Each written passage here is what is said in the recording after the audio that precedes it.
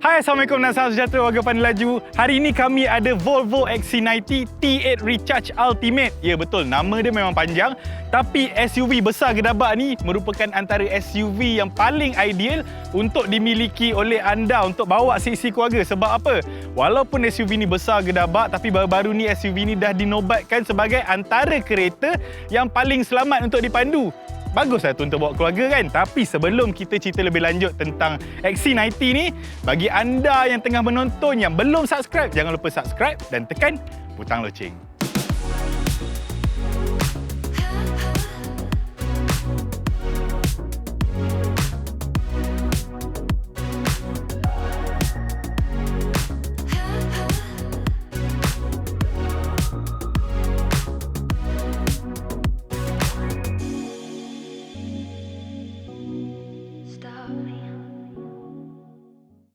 Okey, XC90 ni sebenarnya kereta apa? Ini adalah sebuah SUV mid-size 7 tempat duduk, bukan 5+2. Jadi saya yang tinggi macam ni pun boleh duduk dekat barisan nombor 3 dia. Jadi ini adalah model facelift dan perbezaan antara model ni dan model sebelumnya semestinya pada output enjin kereta ni dan juga jarak perjalanan yang boleh direkodkan dalam mod elektrik sepenuhnya. Okey, mandakan kereta ni kereta plug-in hybrid, dia bagi charging port AC. Yang ini kapasiti dia 3.6 kW. Kalau nak charge ambil masa 3 jam untuk penuh. Dan yang bestnya, untuk bateri dia kali ni dia dah pakai bateri yang lebih besar, iaitu 18.8 kWh. Kalau kita nak bandingkan dengan sebelum ni dia pakai bateri dalam 11.6 kWh. Jadi perbezaan dekat situ, sekarang kereta ni dah boleh jalan lebih jauh menggunakan mod elektrik sejauh 77 km berbanding dengan 50 km sebelum ini.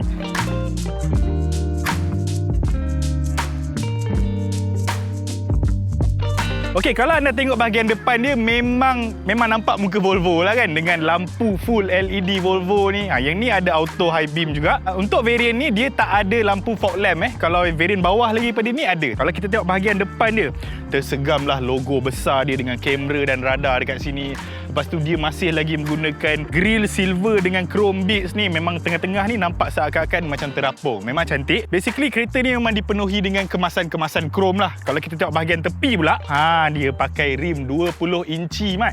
20 inci ni besar tau sebenarnya. Lepas tu kalau kita pergi lagi belakang ni, kita tengok dekat tingkap dia pun dah ada kemasan chrome macam ni. Termasuk juga dengan dekat atas ada roof rail chrome. Kalau anda tengok juga dekat bahagian tayar dia, dekat bahagian rim ni, dia ada protective caps untuk skru tayar ni supaya tak senang dicuri. Jom saya tunjuk bahagian belakang.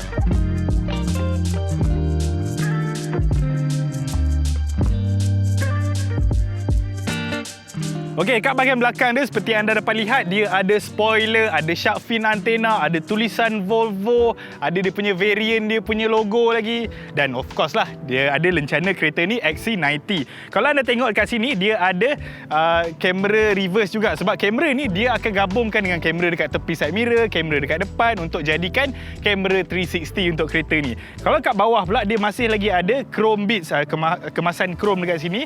Okey, dan yang paling best, kereta ni ada juga power boot. Tengok ni.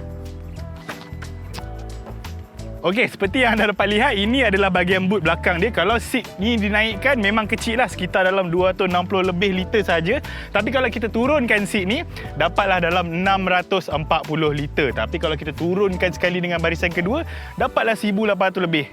Tu cukup besar. Jom saya tunjuk bahagian dalam pula.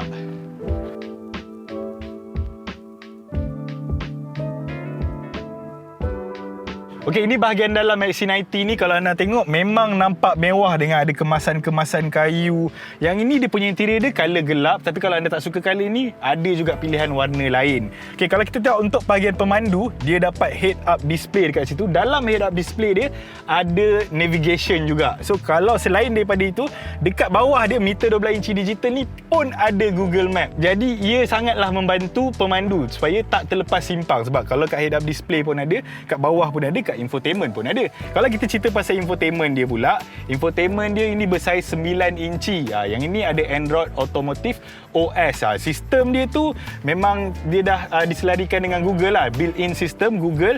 Kalau anda beli kereta ni, dia dah termasuk sekali dengan data untuk kita gunakan Volvo Car Apps ni selama 4 tahun. Itu dah termasuk dengan harga kereta. Selain itu, kalau kita tengok dekat bawah lagi, yang ini ada butang-butang kawalan. Kalau kita nak kawal lagu ke kan. Ini untuk buka kompartmen tepi ni, boleh tutup. Kalau kita tengok lagi kat sini, pak, dia ada crystal gear shift. Yang ni betul-betul betul-betul crystal daripada Sweden. Kalau kita tengok lagi, dia punya start dia macam klasik Volvo lah kan, twist. Lepas tu dia pakai electronic parking brake, ada juga wireless charging. Wireless charging ni saya ingatkan mula-mula tak berfungsi, tapi kita kena on dia dulu dekat dalam ni. Dia boleh on off lah. Ada juga arm holder dengan kompartmen bawah ni ada USB-C 2 port. Selain itu, steering dia tak ada pedal shifter, okay? Pedal shifter tak ada, tapi dia punya kawalan dia kita ada telescopic adjustment lah. Ini memang sedap untuk pemandu. Selain itu, seat dia, kita cerita seat dia. Seat dia kalau anda nampak ada lubang-lubang ni kan, maksud dia ada fungsi ventilated dan juga heated. Dia ada pemanas, dia juga ada kipas untuk sejukkan penumpang. Kalau kita tengok dekat barisan kedua dia, sebab kereta ni kan kereta keluarga, barisan kedua dia memanglah luas sebab kereta ni panjang dan lebar. Barisan kedua dia boleh letak dalam 3 orang dewasa, tapi dekat tengah-tengah tu dia ada kawasan yang timbul sikit. Untuk orang yang duduk tengah-tengah tu seksa sikit lah. Tapi each seat dekat belakang ni, kat barisan kedua ni, kita boleh kawal ke depan dan ke belakang individually. So itu sangat-sangat bagus. Selain kerusi yang sedap tu kan, dekat bahagian kedua ni juga ada kawalan aircon belakang. Sebab aircon dalam kereta ni adalah 4 zon, 2 depan dan 2 belakang. Tapi dekat barisan ketiga pun ada blower. Jadi semua dapat rasa sejuk. Dan saya dah test juga duduk dekat barisan ketiga kan.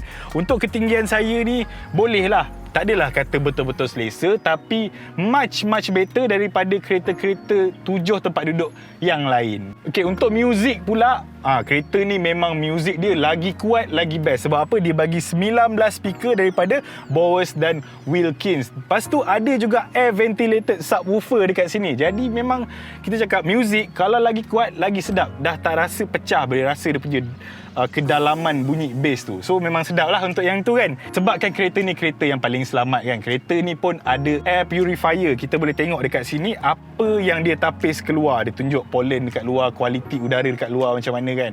Walaupun mungkin setengah orang tak ambil tahu, tapi kalau dah ada benda tu, lagi bagus. Jadi itulah serba sedikit tentang bahagian dalam dia. Kalau kita tengok je kereta ni, tak sedap juga kan. Kena drive juga. Jom ikut saya drive dulu.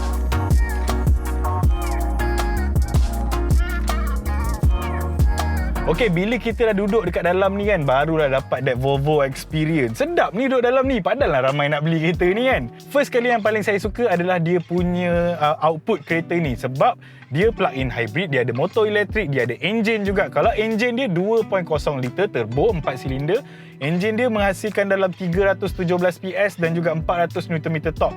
Itu pun dah cukup padu. Itu untuk tayar depan. Kalau tayar belakang pula, dia ada motor elektrik. Motor elektrik dia menghasilkan dalam 140 PS dan juga 309 Nm torque. Jadi kalau kita gabungkan enjin dia dekat depan dengan motor elektrik kat belakang, jadilah all-wheel drive dan output keseluruhan kereta ni adalah 462 horsepower dan juga 709 Nm torque. Pickup kereta ni memang padu. Tak percaya tengok ni. Boleh rasa kan G-force dia. Pickup kereta ni memang padu sebab 0 to 100 kereta ni cuma 5.3 saat sahaja. Tapi apa-apa pun, walau pickup dia padu, dia punya top speed dia dah di-stopkan ke 180 km saja. Yang ini mungkin atas sebab-sebab keselamatan kan. Sebab Volvo kan kereta selamat. Tapi okey lah, 180 tu bagi saya dah cukup laju lah tu kan. Tapi kalau kita drive kereta yang besar gedabak ni, boleh ke nak survive kan kat jalan-jalan KL ke apa? Bagi saya okey sangat kereta ni. Walaupun dia lebar dan panjang, tapi dengan kamera 360 dia, saya suka sebab dia responsif. Dia tak terlalu lambat, dia tak terlalu sensitif. Memang kamera dia okey dan saya tak perlu cari, kalau sebelum ni saya kalau bawa kereta, saya suka cari kereta yang ada button 360 yang kita boleh akses. Tapi dengan kereta ni dia tak payah akses pun, biar dia yang buka sendiri. Sebab every time radar tu dapat detect yang kita berada di kawasan yang sempit atau kita rapat dengan sesuatu, memang dia akan automatic akan buka kamera 360 tu. Senang. Lagi satu soalan yang orang tanya, kereta besar-besar ni bila bawa laju, bila corner, body roll dia memang sangat terasa lah kan. Tapi kereta ni dia ada active chassis dengan air suspension. Benda tu memang bila kita bawa laju kan, kereta ni air suspension ni dia akan turunkan sikit badan kereta ni. Jadi kereta ni akan kurang drag dan lebih stabil. Tapi kalau kita nak masuk macam permukaan jalan-jalan off-road, jalan-jalan yang tak rata, jalan-jalan yang teruk, kita boleh onkan off-road mode. Nanti dia akan naikkan sikit kereta ni bagi lebih ground clearance. So senang lah kan nak masuk jalan-jalan off-road. Kalau nak bawa kereta untuk keluarga ni kan, mestilah orang cari kereta yang selamat. Dan Volvo ni, dia ada semua ciri-ciri bantuan driver ADAS sebagai standard. Termasuklah dengan blind spot monitor lah, lane keeping assist, semua tu ada sebagai standard. Dan apa yang menjadikan kereta ni lagi selamat untuk dipandu, baru-baru ni dia dah dinobatkan sebagai Top Safety Pick 2023 oleh Insurance Institute of Highway Safety. Yang ni IIHS ni ada dekat Amerika Utara lah. Kalau nak dinobatkan sebagai top safety pick ni bukan senang, sebab ujian dia, kriteria yang perlu diikut sangat-sangat ketat. Sebagai contoh, dia nak kereta ni lebih reaktif kepada pejalan kaki, dan juga bila side impact, kereta ni kena lagi selamat lah kan. So side impact dia punya test tu lebih ketat, dan kereta ni berjaya juga.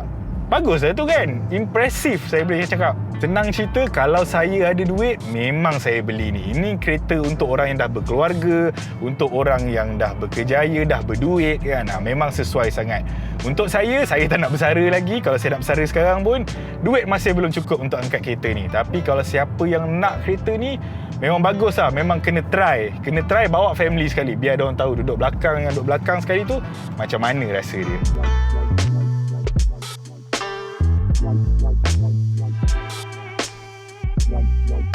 Okey, Volvo XC90 T8 Recharge Ultimate ini dijual pada harga RM432,888 sahaja. Dan dengan harga itu, kereta ini didatangkan dengan waranti 5 tahun tanpa had pembatuan, dan juga untuk bateri ni dia bagi 8 tahun atau 160,000 kilometer.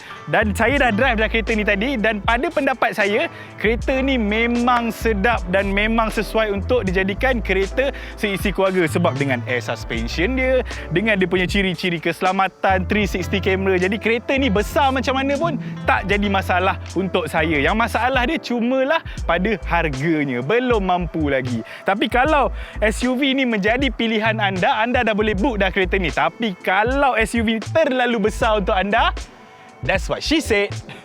Bagi anda yang sedang menonton yang belum lagi subscribe, jangan lupa subscribe dan tekan butang loceng. InsyaAllah kita akan jumpa lagi dalam video akan datang. Assalamualaikum. Bye-bye.